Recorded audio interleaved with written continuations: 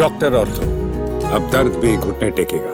प्रधानमंत्री नरेंद्र मोदी के राष्ट्र के नाम संबोधन के बाद देश की राजनीति में हलचल तेज हो गई है। खासकर राजस्थान में सियासी तापमान अचानक बढ़ गया है, जहां पूर्व मुख्यमंत्री अशोक गहलोत ने प्रधानमंत्री के बयान पर तीखी प्रतिक्रिया दी है। जयपुर में मीडिया से बातचीत के दौरान गहलोत ने न केवल प्रधानमंत्री के आरोपों को खारिज किया, बल्कि उन्हें सीधी राजनीतिक चुनौती भी दे डाली। प्रधानमंत्री मोदी ने अपने संबोधन में विपक्षी दलों पर महिलाओं के अधिकारों के खिलाफ खड़े होने का आरोप लगाया था और कहा था कि देश की महिलाएं उन्हें इसका जवाब देंगी। इसी बयान पर पलटवार करते हुए अशोक गहलोत ने कहा कि यदि प्रधानमंत्री को अपने दावे पर इतना भरोसा है तो उन्हें तुरंत लोकसभा भंग कर नए चुनाव करवाने चाहिए।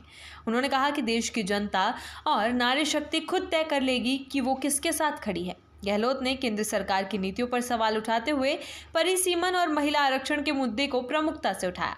उन्होंने आरोप लगाया कि सरकार 2011 की जनगणना के आधार पर परिसीमन लागू कर ओबीसी वर्ग की महिलाओं के अधिकारों को प्रभावित करना चाहती है। उनके अनुसार 2026 में प्रस्तावित जातिगत जनगणना के बाद ही देश में अन्य पिछड़ा वर्ग यानी कि ओबीसी की वास्तविक संख्या सामने आएगी, इसलिए उससे पहले किसी भी तरह का निर्णय लेना सामाजिक न्याय के खिलाफ होगा। पूर्व मुख्यमंत्री ने यह भी कहा कि सरकार द्वारा प्रस्तुत महिला आरक्षण से जुड़े विधेयक में ओबीसी महिलाओं के लिए अलग से कोटे का प्रावधान नहीं किया गया, जो उनके अनुसार एक गंभीर चूक है। उन्होंने इसे ओबीसी समाज के साथ विश्वासघात बताते हुए कहा कि इस मुद्दे को जनता के बीच मजबूती से उठाया जाएगा। पश्चिम बंगाल और तमिलनाडु में चल रहे चुनावों के संदर्भ में भी गहलोत ने प्रधानमंत्री के संबोधन पर सवाल उठाए। उन्होंने आरोप लगाया कि ऐसे समय में राष्ट्र के नाम संबोधन देना मॉडल कोड ऑफ कंडक्ट का उल्लंघन है।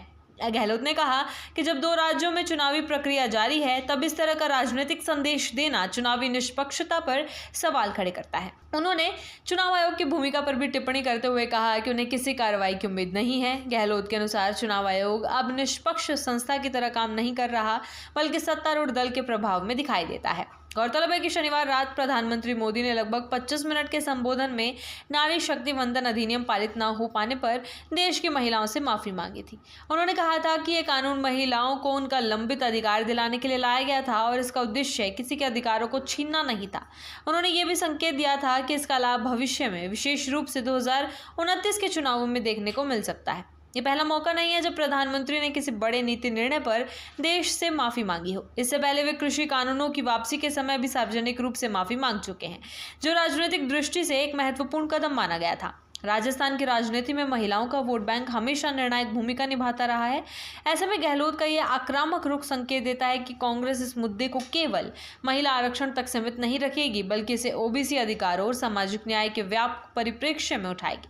दूसरी ओर भाजपा इस पूरे घटनाक्रम को विपक्ष की रुकावट और विरोध की राजनीति के रूप में पेश कर रही है। पार्टी का दावा है कि वो महिलाओं को सशक्त बनाने के लिए प्रतिबद्ध है, जबकि विपक्ष इस दिशा में बाधा उत्पन्न कर रहा है। राजनीतिक विश्लेषकों का मानना है कि आने वाले समय में यह मुद्दा राष्ट्रीय स्तर पर एक बड़े राजनीतिक विमर्श का रूप ले सकता है, जिसमें महिला आरक्षण, ओबीसी प्रतिनिधित्व और चुनावी रणनीति जैसे कई आयाम शामिल होंगे।